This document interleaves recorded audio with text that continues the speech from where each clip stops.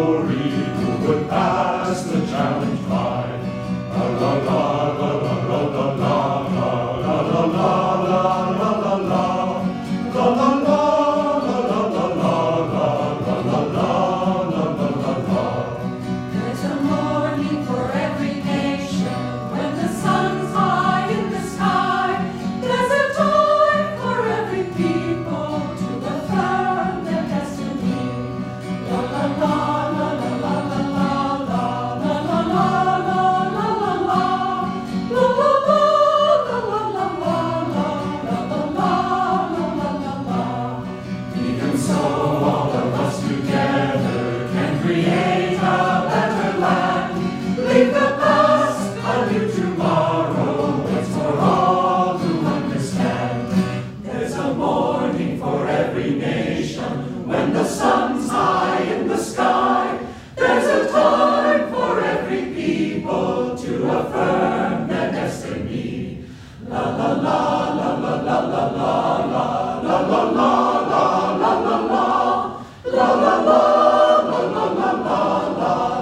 la la la la la. Even so, all of us together can create a better land. Leave the past, a new tomorrow waits for all who understand. La la la la la la la la la la la la. Leave the past, a new tomorrow waits for all who understand.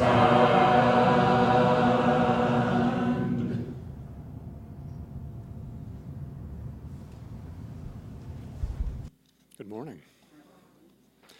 Our readings are taken from the Rays of the One Light, weekly commentaries on the Bible and the Bhagavad Gita by Swami Kriyananda.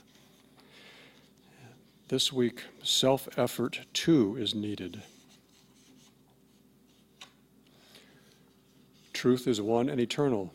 Realize oneness with it in your deathless self within.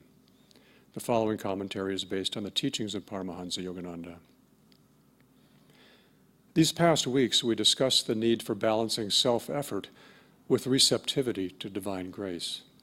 Both are important in the spiritual life. Passive dependence on grace hasn't the magnetism to attract grace. Boastful self-confidence, however, which closes itself off from the higher divine power, is shallow, brittle, and, given life's many uncertainties, susceptible to ultimate failure. There is a story in the Bible that illustrates the need to put forth personal effort so as to draw magnetically on the divine power. The story occurs in the Gospel of St. Luke, chapter 8. But as he went, the crowds nearly suffocated him. Among them was a woman who had had a hemorrhage for 12 years and who had derived no benefit from anybody's treatment. She came up behind Jesus and touched the edge of his cloak. As a result, her hemorrhage stopped immediately. "Who was it who touched me?" Jesus asked. When everybody denied it, Peter remonstrated, "Master, the crowds are all around, pressing you on every side." But Jesus said, "Somebody touched me. I felt power going out from me." When the woman realized that she had not escaped notice, she came forward trembling and fell at his feet and admitted before everyone why she had touched him, adding that she had been instantaneously cured. "Daughter," Jesus said, "it is by your faith that you have been healed. Go in peace." Self-confidence and self-effort are necessary, as the ignition of a car is necessary to the motor. Of what use the ignition, however, if the motor itself will not work? Wise is he who recognizes the real power in the universe and guides his life by that supreme power. As it says in the Bhagavad Gita in the 9th chapter, "To those who meditate on me as their very own, ever united to me by incessant worship, I make good their deficiencies and render permanent their gains." Thus, through Holy Scripture, God has spoken to mankind.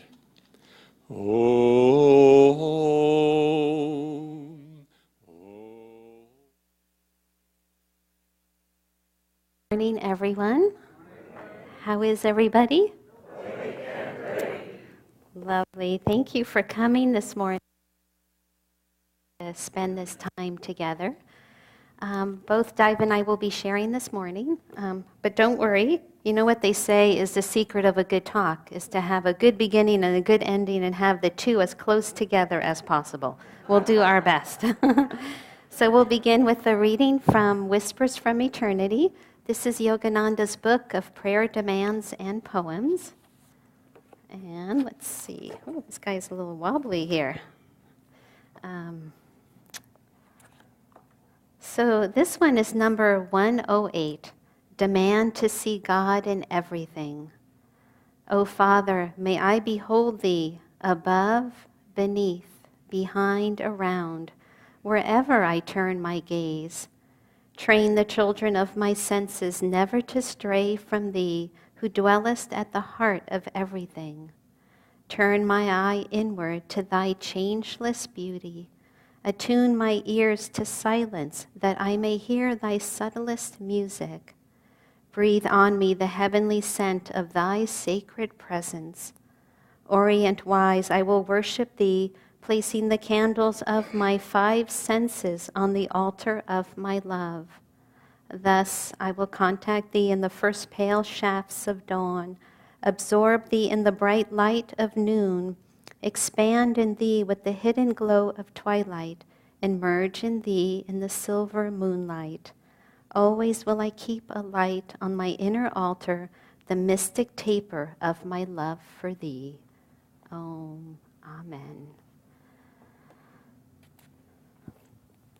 Thank you. So the topic this morning of self-effort is truly, it's a reminder that we need to put effort on the spiritual path. In our daily lives, in our jobs, family homes, we don't question that, do we? You know, if we want to do a better job, we put more effort into it. I remember when I first came onto the path, we talk a lot about devotion, and I just was not feeling devotion. I remember going to a friend and saying, you know, I don't know what this is. I don't know that I'm experiencing it. And they really asked me a good question. Well, what are you doing about it? Are you chanting? I was like, no. Are you listening to songs? No. Are you, all the things that you would do to help cultivate devotion, I wasn't doing. And they said, well, what do you expect? And that's just the reminder this morning. Self-effort, too, is needed on the spiritual path. There's this story of a man named Joe. We know this story. He found himself in dire trouble. His business had gone bust, and he was in serious financial trouble that he decided to ask God for help. He began to pray, God, please help me. I've lost my business, and if I don't get some money, I'm going to lose my house as well. Please let me win the lotto. Well, many of us know the story. Lotto night comes, and somebody else wins. Joe again prays, God, please let me win the lotto. I've lost my business, my house, and I'm going to lose my car as well. Lotto night comes, and, somebody else wins it again. Once again, he prays, God, why have you forsaken me? I've lost my business, my house, and my car. I don't often ask you for help, and I have always been a good servant. Please, just let me win the lotto this one time so I can get my life back in order. Suddenly, there is a blinding flash of light as the heavens open, and Joe is confronted by the voice of God himself. And many of us know the punchline, Joe, meet me halfway on this. Buy a ticket. Again, such a wonderful reminder that it takes self-effort, even on the spiritual path. But there was a beautiful line in our affirmation today on renunciation. The least gift that we give to God will return to us in divine blessings. The least gift that we give to God will return to us in divine blessings 1,000-fold, right? That is quite a promise. We had a beautiful meditation yesterday. Those who practice Kriya Yoga, we got together to practice the technique and just to talk about our efforts. And we listened to a beautiful talk by Nayaswami Devi. She talked about that even through the effort of trying to practice Kriya, even if we're not doing it accurately or correctly or whatever, even through that effort, that brings us a step closer to doing it correctly. So it's really important because we can be hard on ourselves on the spiritual path. We can say, well, what's the point? Why do I need to keep making the effort? My mind is constantly racing. I can't sit still. This, that, whatever it is. And we hold ourselves back with those thoughts. And then what can happen then? The next step is we stop making that effort. But even in that effort, no matter what it looks like, and the masters, they come and they give us this gift. They give us the tools to know God. They give us the tools of self-realization. Here are the keys of the kingdom. You can find God. And then what happens, because we're not doing it perfectly, or we forget, or whatever the story is, we stop making that effort. And again, this topic this morning is a beautiful reminder. Don't give up. Never, never give up. Keep trying, no matter what it looks like. The equation on the spiritual path that Yogananda reminds us is 50% the grace of God is there, okay? And then 25% the grace of the guru. You can guess what the other 25% is. It's our effort. If we come and just meet them that much, all that other effort, all that other grace is right there with us. And then any little gift again, as our reading said, our affirmation on renunciation, any little gesture, thousandfold it will come towards us. Many of us know the story of the beggar who came home after a long day of begging with only a tiny satchel of rice. And in the distance, he sees the great king coming towards him, and he starts to get excited. And he's thinking, well, wow, I wonder what the great king is going to bring me, he who has everything. And the great king comes up to him, and he just opens his hand, as we know the story, as if saying, what are you going to give me? And at first, the beggar is taken aback. How could the great king ask me for anything? Again, he who has everything, I have so little. But then he puts his hand into his little tiny satchel and pulls out, what? 1 grain of rice. And he hands that over to the great king, and the great king goes home. And at the end of the day, then, the beggar empties that satchel of rice right onto the table. And what does he see? He sees that 1 grain of rice has turned to gold. And he knows at that moment, what if I had given him everything? What if I had given him everything? What if we give God all of our thoughts, all of our habits, everything? Not that we become careless in our efforts, or not that we don't put any effort out, but what if we give him everything? What would happen then? Would it turn to gold? I think so. The masters, as we always say, the masters are not stupid. They know what's going on. They know our efforts. They know what we're struggling with. They know what's deep in our hearts. And they're just asking us to open our hearts. As we say every week in the 9 o'clock at the purification service, the Master says to us, open your heart to me. Open your heart. What does that mean? Open your heart. Give me all of your efforts. Give me all of your love. Give me all the positive things, all the negative things. Give me who you are. And what do I promise you? I will enter and take charge of your life. I will enter and carry your efforts. I will help you. And then the beautiful affirmation, I spurn the tempting magic of this world. It's perfectly said. It's tempting magic of this world. It's so bright and shiny, and it's so easy to get caught, and this is what I want. This is what I'm going to go for. But again, the masters remind us, they say on that surface level, things don't last. And we know that, right? We've experienced things come and go. How often do we meditate? What's that saying from Christ? We meditate on rust and moth, and then just never lasts. I used to joke when we used to wear white, I constantly spilled things on my white things. And then I thought, well, okay, now we're going to wear blue. No problem, I'm covered. It's still worse. At least with white, you can bleach things. And then blue, but nothing lasts. You put on that nice new shirt you just got, instantly you get a stain on it. Something happens, none of these things last. We know that on this world, nothing. And so the masters come just to remind us that those rainbow bubbles are ever ready to burst, but see where I fly.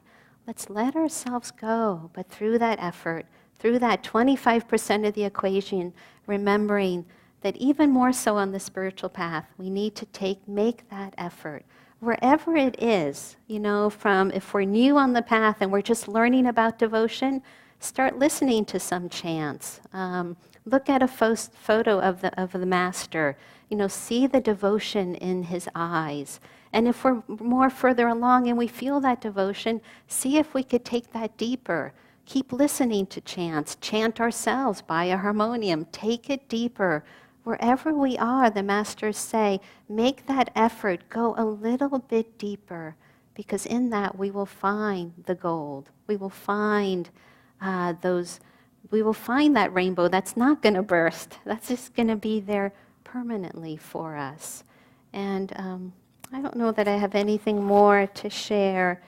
A wise man once said that a bucket fills just drop by drop. And again, that's what we're doing with our efforts, drop by drop. No matter how good it looks, no matter or not so good, we're just filling that bucket. Again, every effort we make in meditation, however it looks, leads us to that more perfect kriya, to that more perfect breath, to that more perfect stretch. And remembering, the Masters are here with us. The veil is thin. We think, oh, they're over here. There's that great story of the great saint Ramakrishna. He was on his deathbed, and he could hear his disciples nearby crying. And so he asked the person that was attending to him, he says, what's going on here? And this attendant said, well, sir, they're really sad because you're going to be leaving your body. And Ramakrishna said, well, where do they think I'm going? I'm going to be right here. And that's what the Masters say. Yogananda said, if you think me near, I will be near. That's the promise he gave us. And so through our efforts, we could feel that nearness, his love, his joy. So God bless us all in our efforts. Let's never give up. Let's just keep trying and keep remembering the love and the blessings of the Masters are always with us.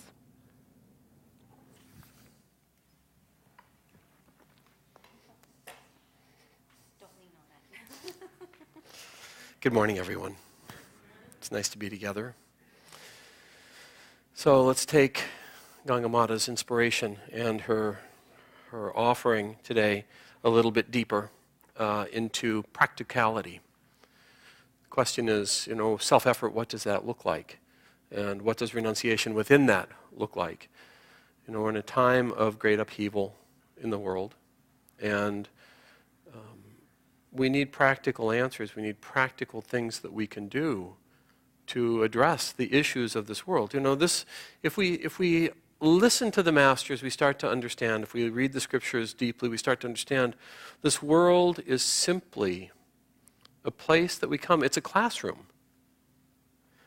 And the things that are unsolved, things that are issues in the world when we come, are the puzzles that God has given us to sort out by our application of our thoughts, our actions, our yearnings, our desires. Applied to those puzzles, we grow, we learn, we become more awake, more free in spirit. We become more channels for what's really true.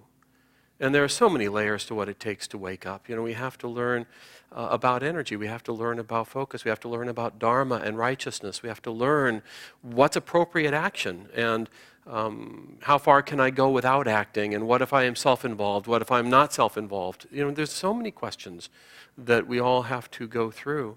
And we are born into this world during times when the very questions that our souls need answered the answers are contained within the circumstances of the world at the time we come. In the Bhagavad Gita, it's a precept. Its whole precept is on, you have to act in order to become free. You cannot not act to get into the actionless state. What we're looking for is beyond action. But if we don't act to get there, there are three states of consciousness, basically, that govern or fill all of creation. There's the tamasic state, which is the state of inertness and absolute lack of movement because there's no life. It's dead. It's deadening. Then there's action, the rajasic nature, which animates everything. but it becomes just purely restless if we dwell in that. And gradually, if we work with movement, we work with energy appropriately, it takes us into the stillness that is filled with everything. And in that state, we find everything we're looking for. And actually, it's often very puzzling. There's a great story from Baba Haridas, who was a little saint who lived down in Watsonville. He wrote a book of little parables. And there was a guy who basically decided that he was going to try and take the low road out. But he was going to emulate. He dressed himself as a sadhu, he dressed himself as a saint, and because he didn't speak and because he just sat there, people thought that he must be very, very wise, and they started to, come around. This is in India, and they started to come around and throw flowers on him, and build temples around him and stuff, and basically he was very tamasic. He just didn't do anything, not because he was enlightened, but because he was just taking the lazy way out. It did not end well for him or anybody else. But it's true that when you see the saints, we started watching The Nun Story last night, which is Ingrid Bergman, I think it is. Audrey Hepburn, okay. But it's a story about a young woman who goes into the monastery. She renounces the world, and it starts to talk about the kind of training that she goes into and the kinds of things that are offered in order for her to let go of the calls of the world so that she can start to perceive the presence of God. And it's a beautiful story, and it's interesting. We're just about a third of the way or a quarter of the way into it, so I don't know where it goes from here. But we're into her postulancy and into her novitiate and into the state where she's having to learn to really control herself, having to learn to put down the things that are so captivating, the rainbow bubbles ever ready to burst. Now, in the last age, it was all about what we had to give up. And it was a time of lack of involvement in the process. So it was pure obedience, it was pure chastity, it was pure poverty. Absolutely no involvement in any of those things. And you had to master yourself, but often it was repression. We're in a new age, an age of energy. We're in an age when it's time to start to get engaged, and the possibility of the world and spirituality melding, that our actions can matter. Asha gave a class series at one point. This too honors God, or this too celebrates the Lord. Basically, it's we can do anything that's in front of us if we do it with the right consciousness, and it will help stimulate and fill our consciousness with an increasing awareness of the presence of God.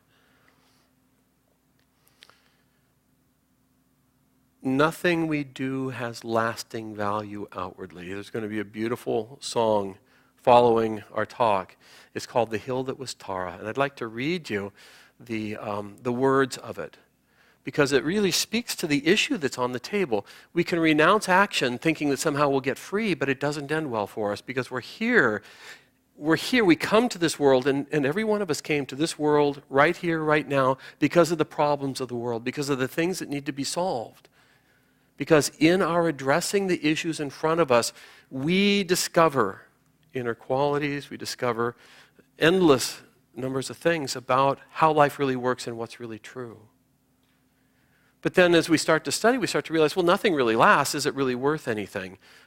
Before I came to the path, I realized I could do anything, but there was nothing worth doing in and of itself. And it wasn't until I understood, found Autobiography of a Yogi, found these teachings, I started to understand that no, nothing lasts, nothing outwardly is in and of itself of value. But in the becoming a channel for divine light into these circumstances, we ourselves become more godlike. We ourselves become more free. We start to feel the ever-present presence of Spirit, the joy that's always there, the love that's always there. So this song that they're going to sing so beautifully, this is not a spoiler alert. We're not going to spoil anything. We're going to actually hopefully accentuate the song, because we're going to give you a chance to ruminate on the words. Ruminate on your own life. What is it that you're doing right now that's addressing the needs of this world? What is it that you're doing right now that's making a difference? That's uplifting those around you, that is helping the environment, that is helping solve the issues that are pressing in on all of us more and more. And it depends on who you are, what's important and what's real. You know, when the body stops working so well, one of the things you can do is you can pray. You can do healing prayers. You can send out love. The highest thing we can ever really do is send out vibration and consciousness. But a lot of times we have to work ourselves. I know I came to the path with a need to be really involved and really engaged, and Master made me into a builder. That was the task he gave me, and it was perfect because I had to become a builder. I built a lot of houses and a lot of beautiful buildings, and we've been published in magazines and stuff, but none of it matters. What matters is the fact that I had to discipline myself. I had to master myself. I had to show up when it was hard. I had to show up much, much longer than I ever wanted to. One friend of mine said, any fool can start a house. He didn't finish it, but the rest is self-evident. You know, it takes tremendous energy to complete a home. You know, when it was hot out, I was hotter. When it was cold out, I was colder. Everything I touched was designed to kill me. You know, running saws and environments that, you know, it was just, and in order to become a builder, in order to fulfill the Dharma that was given, I had to own myself in ways that I never would have done otherwise. But as Vivekananda said, you know, it's a blessing to be born into a religion. It's a blessing to get on the path and have these things, but it's a curse to die in one. You know, to die as a builder is not it. Use the things that we're given. Use the things that are put in front of us. Solve them. Put everything you have into them, and then let them go. Don't be attached to what the fruit is. Be attached to what you become through the process. This is a beautiful song. So we're going to go ahead and read this if I can pull it up. Let's sit up straight. And let's feel for the magic that's in this. There's a lot of really beautiful little tidbits in this that are just so informative for renunciation and for the need to be involved. Tara's brave hill so quiet. This is, Tara was a 510-foot hill in County Meath, and it was the site where once lived the High Kings of Ireland. Tara's brave hill so quiet the day I came there. Not a green leaf stirred on the air. Speaking to the inner silence, he's speaking to the quiet of our own nature. Not a bird did proclaim ancient grandeur and fame. Only ruins, faint memories declare. I marveled to think, how can greatness e'er die? How can song disperse in the sky? How can hopes and dreams fade? How the warrior's sharp blade become dust? Was victory a lie? I stood there and pondered the great deeds of men's past, how like clouds in the sunset, no glory can last. Even we, as we labor to achieve some bright end, must accept after glory that the night will descend. I have dreamed a broad rainbow over thicket and thorn, over crags that called tarry. Your hopes are forlorn. All too often my dreaming, courage turned to despair, till I learned that success is but the courage to dare. As I gazed and thought sadly of Tara's demise, suddenly I saw her walls rise, saw her long, regal halls, heard her people's brave calls, as though time had doffed a disguise. And I knew in that moment the deeds that men do never die. Each victory is true. Every effort we spend gives more strength in the end, till our gladness in life's ever new. Let's take a moment of silence, and then we'll have the music.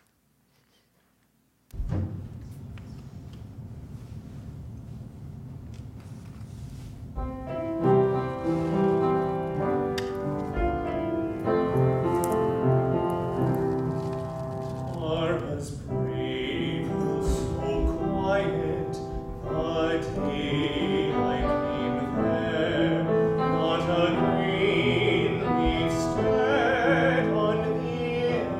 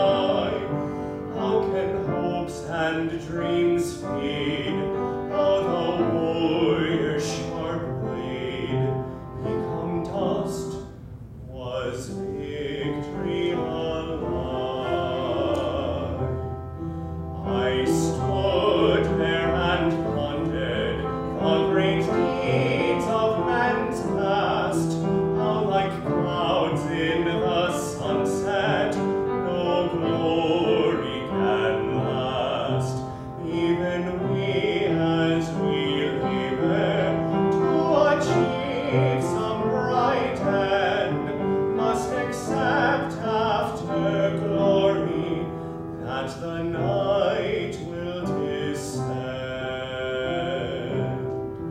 I've dreamed a broad rainbow over thicket and thorn, over crags that cold tarry, your hopes are forlorn. Oh, too oft in my dreaming, courage turned to despair.